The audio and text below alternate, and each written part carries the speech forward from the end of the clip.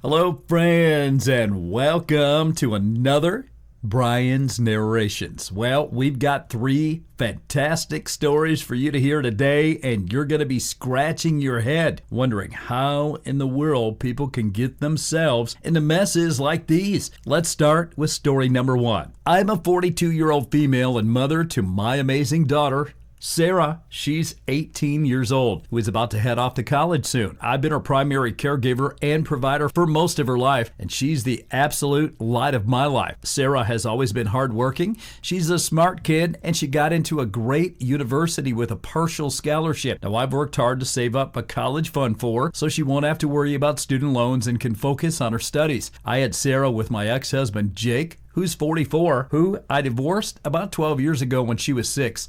We had a decent marriage in the early years, but things went downhill fast when I found out that Jake had been cheating on me for about a year with a woman named Claire, now 38. The cheating, of course, wasn't the only issue. It was the lies, the deceit, and ultimately the lack of respect for me and our daughter. Jake eventually left to be with Claire, and I was left picking up the pieces with our lives. Jake didn't want much to do with Sarah after the split, which absolutely broke my heart. He barely put in any effort to see her or support her emotionally or financially. To make matters worse, Claire was constantly in his ear, manipulating him and telling him that he shouldn't have to pay child support for Sarah because he needed to focus on his new life. She even went so far as to convince him that I was using Sarah as a way to trap him around into paying for something he didn't want to be responsible for. Like, what in the world is she talking about? I'm not the one to sit back and let someone take advantage of me, so I took Jake to court to secure child support for Sarah despite his reluctance. The court ordered him to pay, but guess what? He still barely paid anything. He would skip payments, make excuses, and sometimes disappear for months without sending a dime. At first, I would chase him down and try to get him to stick to the payments, but after a while, I realized it wasn't worth my energy. I worked 2 jobs for years to make sure Sarah had everything she needed. It was exhausting, but I did it, and I'm proud of the life that I built for us. Fast forward to a few years after the divorce, Jake and Claire had a child of their own, a little boy named Aiden. He's now 10. I won't lie, knowing that he was starting a whole new family while completely neglecting his responsibilities to Sarah really hurt me. But over the years, I came to terms with it. Sarah and I had our own life, and we didn't need Jake, or so I thought. Now, recently, something happened that completely blew my mind, and it all started when Sarah graduated high school a few months ago. She had a beautiful ceremony, and I was so proud of her. Jake didn't even bother to show up, and honestly, neither Sarah nor I were surprised.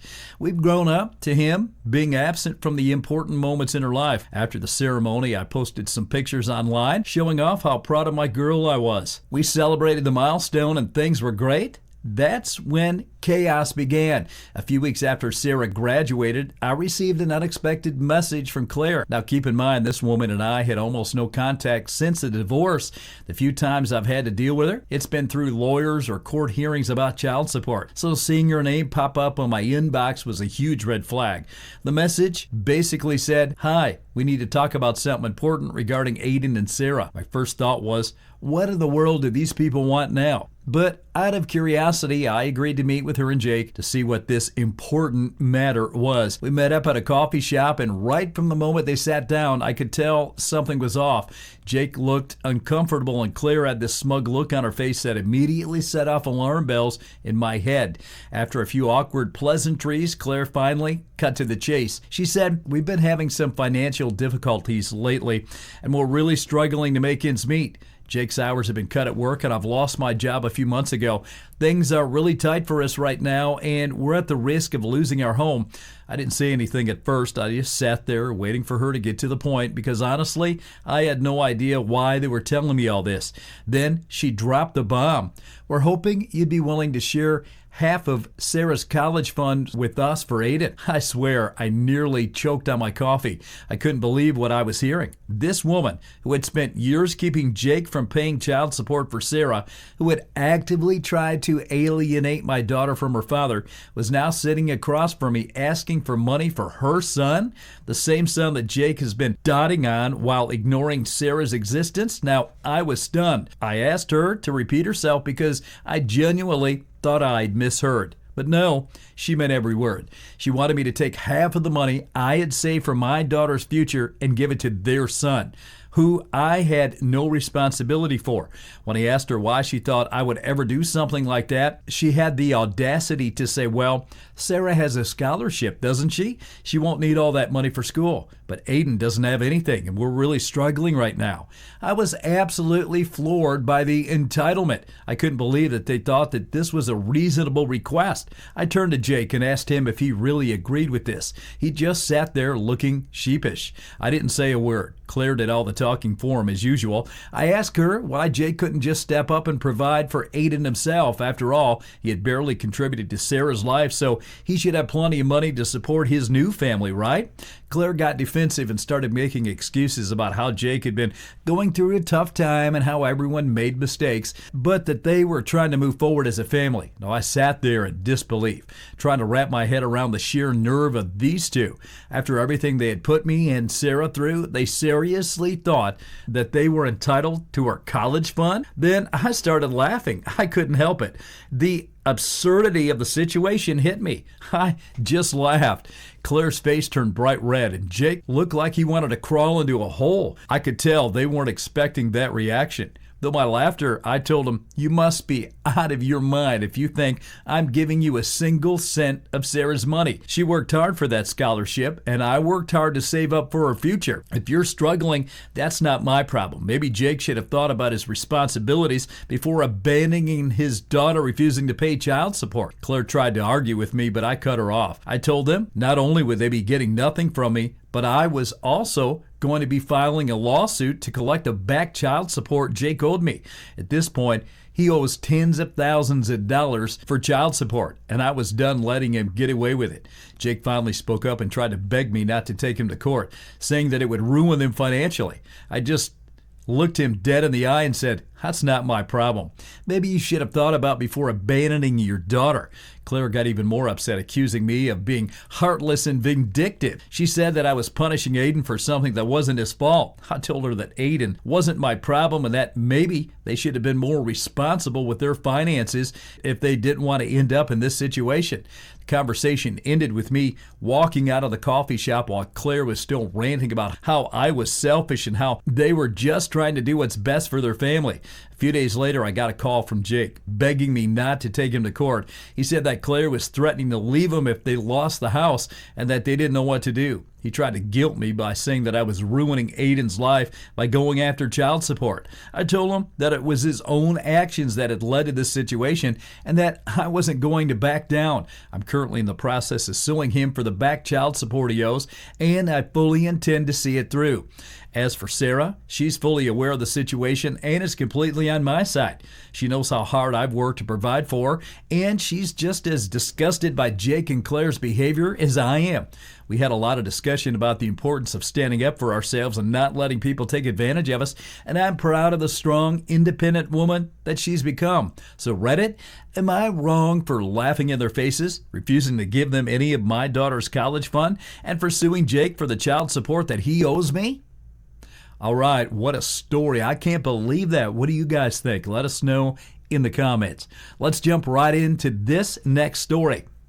I recently discovered a note my fiance, who's 34, wrote me. I'm 35. We've been together now for 4.5 years, and we're planning to get married in March 2025. Please advise me how you would deal with this situation. Here's what the note said. If you plan to marry me, you should be inviting her to all functions. The issue is deeper. You don't seem comfortable inviting her everywhere because it reflects a lack of pride in her. She doesn't invite me to her events either, likely due to my past behavior and my history in the past events which called me for. Was her behavior at a friend's wedding really her fault? Am I truly happy if I constantly expect her to change and judge her? It's not about her English skills, but rather that I prefer someone whose thoughts are in English. The real issue isn't about parental approval. It's that I'm not sure about her. And if I were, we'd be married already. And my parents' opinions wouldn't matter. She feels more like a convenience right now. Reasons I'm considering marriage. I want stability and to focus on more important things in life than all this crap. I want to plan family trips. I want kids. He wrote it about 2 weeks ago. I read this note on his phone, and he's now blaming me for reading it without permission rather than acknowledging how hurtful it is.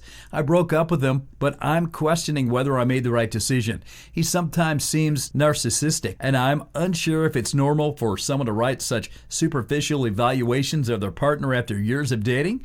If you've experienced something similar, I'd really appreciate your unbiased perspective. Thanks a lot. Let's jump right into story number 3 here. So, am I wrong for ditching a wedding that I, 20-year-old, was the maid of honor in because the bride, 22, tried to set me up with the best man who's 28? Okay, I know, a lot of info, right? So let's jump into this one. I was supposed to be the maid of honor at a wedding a few weeks ago. I ended up just leaving and going home to my boyfriend of 6 years after the bride and groom tried to set me up with the best man. Now, when my friend got engaged last year, I was excited for her and even more excited when she asked me to be the maid of honor. As invites went out, though, she asked me to not bring my boyfriend to the wedding. I was really upset about it, but my boyfriend talked me down, telling me that weddings were expensive and that they were probably trying to keep the guest list down and they didn't really know him, so it would be fine for me to go without him. That made sense to me, so I didn't say or do anything after that, and helping as I could as the maid of honor. Nothing else really concerning happened again until a couple of days before the wedding. The bride asked me to give the best man a ride to and from the wedding, which was about a 4-hour drive. I thought it was just part of it, as he was a veteran and had his own issues surrounding that, so I gave him a ride up to the Airbnb that we were staying at before the wedding. The whole time he tried to make conversation that was just weird to me, and I was not into it, and just trying my best to be nice to him. At the Airbnb with everyone, I immediately noticed things were off. All of the other bridesmaids had their boyfriends there, and things were really awkward when I found out I was in the same room with the best man. The next day before the rehearsal dinner, the bride and groom cornered me in the room to say that the best man was an incredible guy and that I was blowing him off without really giving him a chance. I told him, well, of course not. I have a serious long-term boyfriend, which y'all specifically told me not to bring. Then the bride cut in and told me that your relationship isn't that serious since he hasn't proposed in so long. Now, I argued back. That was because we're both still in school. We continued arguing for a little while before I finally just said, forget it, I'm going home. I got called all sorts of awful names going out of the room and packed up and left. I got a lot of calls on the way home, which I ignored until my boyfriend called. Apparently, the bride called him and told him I just left for no reason, and he called to check in on me. I told him everything that had happened, and he was kind of dumbstruck by it all. Anyways, after the wedding, I've had the bride, the groom, and all the friends call or message me telling me how horrible of a person I am just for leaving the night before the wedding for no reason, none of which were receptive to my side of things, and it's starting to worry me that maybe I overreacted by just leaving like that. Anyway, was I in the wrong for leaving? Let me know. I'd love to hear your response.